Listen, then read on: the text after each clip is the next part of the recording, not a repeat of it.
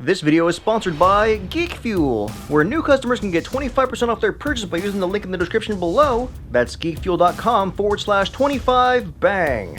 Geek Fuel ships out monthly mystery boxes perfect for any geek or gamer, and each box has at least $50 worth of value for around $15 plus shipping and handling. Every box always has an exclusive t-shirt, a full downloadable game, and plenty of other geeky goodies. And with this link, your first box will include items from Guardians of the Galaxy, Marvel Comics, a Q-Fig or Funko Pop vinyl figure, plus 4 other Geek Fuel exclusives. Get yours today.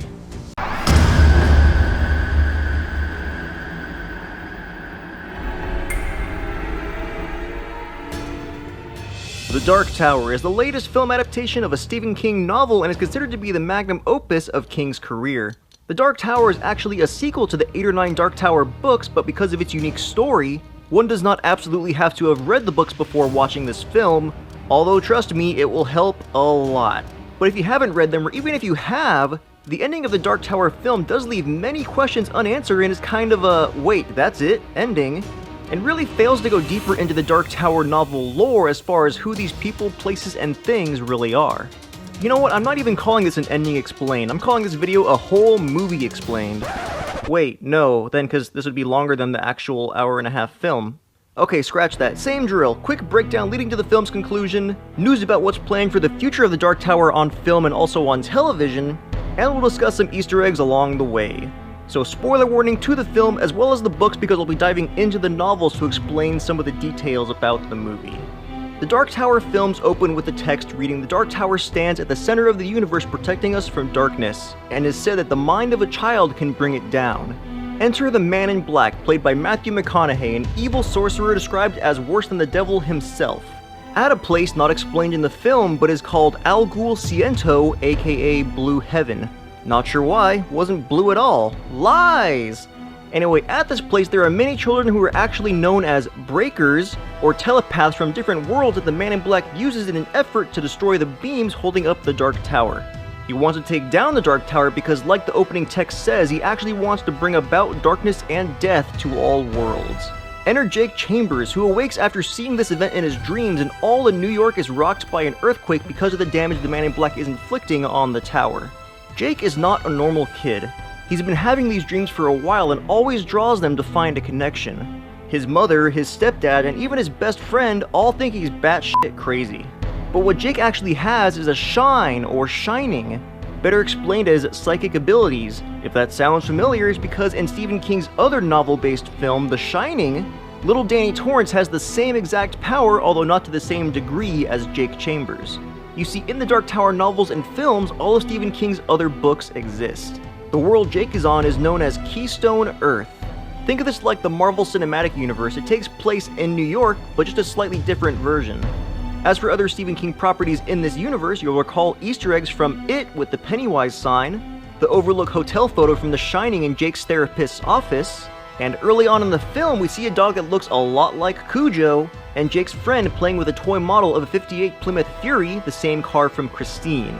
And there are many more scattered throughout, but back to the film. Because of Jake's powers, the Man in Black selects Jake as another child to be used in an effort to take down the tower. We later see that Jake has yet another vision, this time it's at the Battle of Jericho Hill, where we see all the gunslingers perish at the hand of the Man in Black, except Roland Deschain, the last of the gunslingers, because he can resist the Man in Black's magic. This is what sets Roland's single-minded course to defeat the Man in Black. Whoa, this is not how it happens in the book. Yes, Idris, you're right. In the books after the Battle of Jericho Hill, this makes the gunslinger even more determined to go to the Dark Tower and find out what's at the top. But not in this film. What the movie did pull from the books was the same lore about Roland's past and what his guns are. We hear that because he's the last of the gunslingers, this means that he's the last of the Arthur Eld bloodline. You'll recall a tweet from Stephen King about this film where Roland now has the Horn of Eld with the caption, "Last time around." And the Man in Black mentions how Roland's guns were forged from Excalibur. If any of that rings a bell, it's because Roland is actually a descendant of the legendary King Arthur.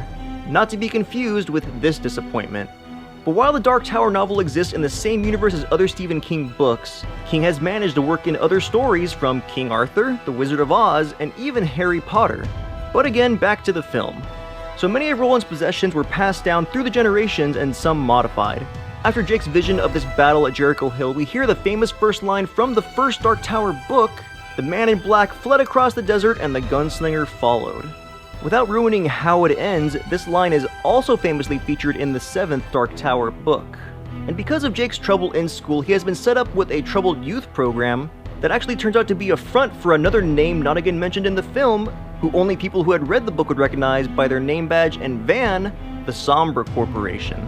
These people were working for the Man in Black in order to get Jake to Al Ghul Siento. But Jake escapes to the Dutch Hill Mansion where he finds a portal to Midworld, but in this house is another name not said aloud with graffiti on the wall reading, "All Hail the Crimson King." The Crimson King is actually the biggest baddie in the Dark Tower series, and basically if you're a bad guy in the Dark Tower books, you work for him in some way. Even the Sombra Corporation and the Man in Black.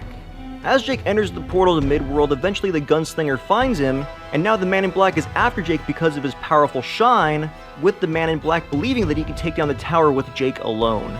Midworld is Roland's home and is described as moved on. Midworld is separated into 3 parts, not explained in the film, called In-World, Midworld, and End-World, which is where the actual Dark Tower resides. As Jake and Roland journey to find the location of the Man in Black, this is where they pass through the Pennywise Carnival attraction, and we get more clarity about what the Dark Tower does and what would happen if the Man in Black destroyed it. Roland explains the Dark Tower is at the center of the universe, and all of the worlds exist inside of this wheel shape, with no idea exactly how many worlds. The beams that hold up the tower are essentially spokes in this wheel, and if the tower were to fall, outside the wheel exist all sorts of demons that would bring about death and darkness to the universe. Roland grabs a spider to use as an example of a demon. This could be a reference to the 1990 It miniseries referring to the spider creature. But with the Man in Black hot on Jake's trail, Jake and Roland learn the location of Al Ghul Siento, which is in the Wastelands. But the only way to get there is by using a portal on Keystone Earth at the Dixie Pig, another front for the servants of the Crimson King. Back on Keystone Earth is where the Man in Black manages to get the upper hand on Jake and Roland and separates the two, allowing the Man in Black to use Jake's power in an attempt to take down the Dark Tower. But because of Jake's super powerful shine, he's able to resist long enough for the gunslinger to remember the face of his father and re-recite the gunslinger's creed, and defeat the Man in Black using even crazier gun physics than that Wanted movie, blowing up the Al Ghul Siento base with the Man in Black inside, begging the question, could the Man in Black still be alive? Unless he teleported using his magic or something, there's no chance. He took a bullet to the head and he was inside the building while it imploded. He's not gonna be alright. As the film ends, Roland invites Jake to his world where I guess he'll make him an honorary gunslinger, but those two are still gonna be the last because 2 dudes don't equal a continuing gunslinger bloodline. That's just terrible math. So that's the most of the whole movie explained for the Dark Tower. Now what's in store for the future of this particular franchise? Even though another Stephen King novel turned film, It, is a few months away, remember, The Dark Tower was produced by Sony Pictures and It by Warner Bros., so those won't be directly connected, they'll just make subtle references to each other. While a sequel is entirely dependent on how well this film does in theaters, a television prequel spin-off already has its pilot episode script written, as well as the basic story arc for the first season. The show will be based on the 4th Dark Tower book, Wizard and Glass, and will still star Idris Elba as a young gunslinger and Tom Taylor as Jake Chambers. The show will serve as the backstory to the film, and without spoiling the books, will most likely try to clear up why you don't have to have read the books to enjoy the film. There's no word on whether or not they'll be able to get Matthew McConaughey to reprise his role as the Man in Black, which I thought he actually did a decent job as being a villainous figure. He was very Purple Man-ish from Jessica Jones, but being a sorcerer he can change his face, so don't be surprised if they get another actor to play him.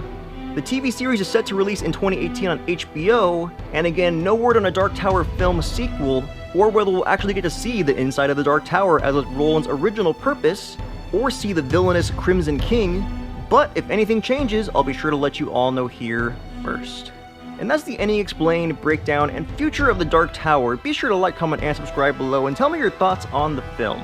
Also comment what were your favorite moments from the book you hope to see on TV or film, or if after watching this film you would even want to see anything else on TV or film. Also if there were any Easter eggs that I might have missed. And don't forget, as always, this is 5 Things Explains Everything with the Fingabang Show. Remember the face of your father. And don't forget, this video is sponsored by Geek Fuel, where new customers can get 25% off their purchase by using the link in the description below. That's geekfuel.com/25bang. Get yours today.